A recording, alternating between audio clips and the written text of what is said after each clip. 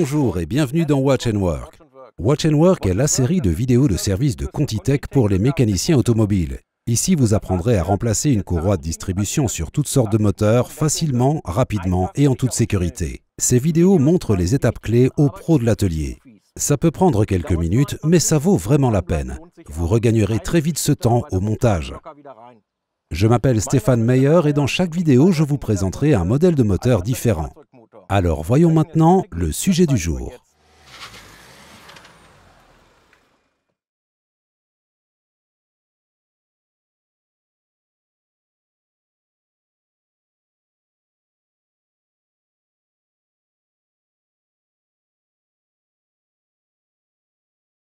Aujourd'hui, nous allons intervenir sur une motorisation Audi de petite cylindrée.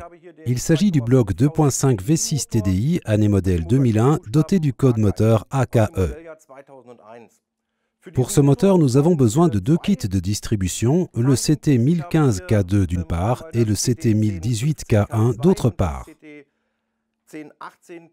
Nous avons besoin du second kit pour la courroie de la pompe d'injection de carburant et nous devons également recourir à la Toolbox V01.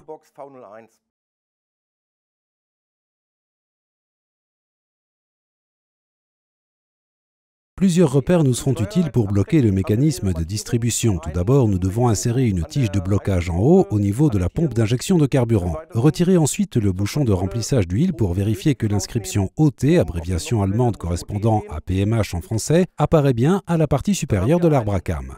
Maintenant, il nous faut mettre en place l'outil de blocage de vilebrequin. Nous devrons ensuite déposer un petit couvercle à l'arrière, je vous montrerai cela dans un instant. La pompe à vide devra également être déposée et un outil inséré. La première étape consiste à bloquer la pompe d'injection de carburant. À cet effet, vous trouverez un alésage en position 12 heures environ dans lequel l'outil devra être inséré. Puis, il nous faut également bloquer les arbres à cam. Pour ce faire, commencez par déposer un petit couvercle à l'arrière du moteur, puis déposez la pompe à vide de l'autre côté afin de pouvoir insérer l'outil.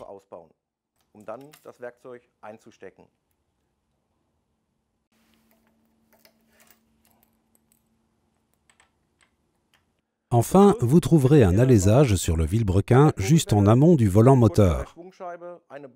C'est à ce niveau que l'outil doit être vissé. Le mécanisme de distribution est maintenant bloqué. Il est temps de débuter les opérations de dépose. Commençons par la courroie de la pompe d'injection. Veillez à utiliser l'outil spécial approprié afin d'éviter toute détérioration à ce niveau. Sur mon moteur, j'ai déposé le support de courroie des accessoires et la courroie de la pompe d'injection de carburant. Passons maintenant à la courroie principale. Pour la déposer, nous devons la détendre par le biais du galet tendeur.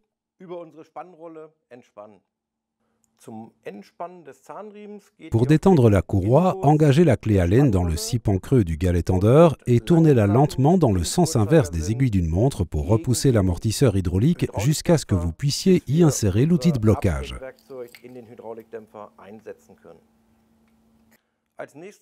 Vous devez ensuite déposer la poulie de l'un des arbres à cam et seulement desserrer celle de l'autre arbre à cam.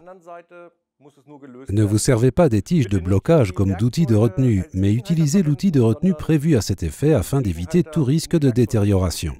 J'ai desserré les deux vis. L'étape suivante consiste à dégager les poulies du cône. Pour ce faire, il est impératif d'utiliser l'extracteur.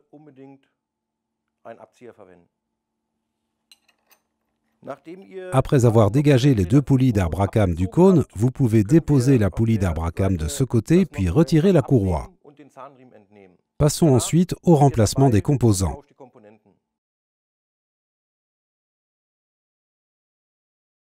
Avant de monter la courroie, accordez-vous un instant de réflexion. Le thermostat du liquide de refroidissement se trouve juste derrière. Pour pouvoir accéder à ce thermostat, la courroie doit être entièrement déposée. C'est pourquoi je vous recommande, une fois arrivé à ce stade, de remplacer le thermostat.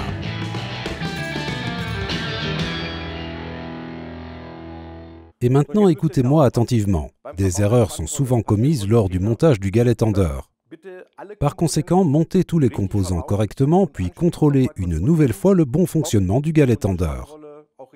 Pour cela, une fois le galet tendeur en place, appuyez tout simplement sur le levier et vérifiez que le galet se déplace. Vous voyez maintenant pourquoi il était important de desserrer les poulies d'Arbrakam dès le départ. Si vous ne le faites pas, vous n'arriverez pas à mettre en place la courroie. Autrement dit, la courroie ne sera positionnée qu'aux 3/4 sur le galet tendeur. Nombreux sont les réparateurs qui ont tendance à monter simultanément le galet tendeur et la courroie. En procédant de la sorte, différents problèmes peuvent survenir. Premièrement, on risque de détruire irrémédiablement le filetage du carter en aluminium et deuxièmement, la came qui repose contre le levier risque d'être mal positionnée. Si vous avez monté correctement le galet tendeur, la came reposera ainsi contre le levier et il y aura un certain espacement en partie inférieure entre la surface de roulement et le levier. Si vous n'avez pas monté correctement le galet tendeur, la came sera positionnée au-delà du levier et la surface de roulement du galet tendeur se trouvera trop près du bras de levier. Il en résultera une détérioration du bras de levier, ce qui aura pour effet de détendre la courroie, entraînant ainsi une casse moteur. Pour monter la courroie de distribution, positionnez-la tout d'abord sur la poulie de Vilebrequin, puis successivement sur la poulie d'Arbrakam, le galet tendeur, le galet de renvoi, la poulie de pompe à eau, et pour finir sur la poulie d'Arbrakam qui avait été déposée. Il ne nous reste donc plus ensuite qu'à réengager l'ensemble poulie et courroie sur le cône. Pour tendre la courroie de distribution, nous devons tout d'abord libérer le galet tendeur en retirant la goupille insérée dans l'amortisseur hydraulique, puis le tourner dans le sens inverse des aiguilles d'une montre en appliquant un couple de 15 Nm.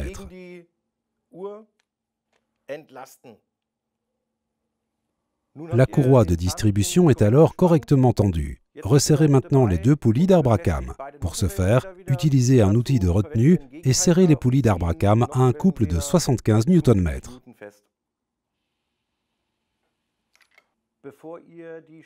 Avant de monter le galet tendeur de la courroie de pompe d'injection de carburant, vérifiez que son œillet est bien aligné avec ce trou du couvercle.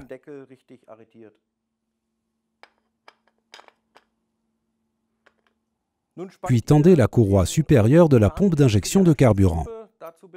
Pour ce faire, utilisez la clé Allen et une douille appropriée. Pour tendre la courroie, tournez le sipan creux dans le sens inverse des aiguilles d'une montre, puis serrez avec la douille.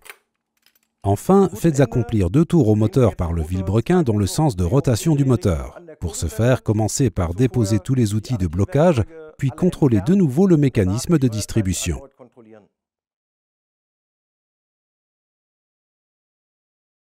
Bon, vous êtes presque arrivé au bout. Il ne vous reste plus qu'à reposer les composants déposés du moteur. Respectez scrupuleusement les instructions du constructeur, notamment les couples de serrage. N'oubliez pas, allez-y doucement. Avant de remettre cette voiture sur les routes, n'oubliez pas notre label qualité. Placez notre autocollant de remplacement dans un endroit bien visible du compartiment moteur pour que le client voit que nous avons monté un produit de qualité.